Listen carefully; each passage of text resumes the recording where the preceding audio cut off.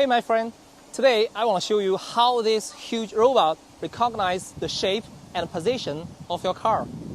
The car wash machine is controlled by PLC. The full name is Programmable Logic Controller. You can regard it as the brain of the human. This little thing is called photoelectric switch. There are many photoelectric switches installed on this machine. You can imagine them as the eyes of the robot.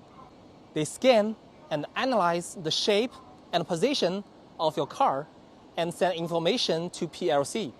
Then the PLC gives orders to the machines, to the brushes, and other parts to complete washing steps. It's pretty easy to understand, right? If you want to know more about rollover car wash machine, just follow us. This is Thomas, an expert of car wash machine.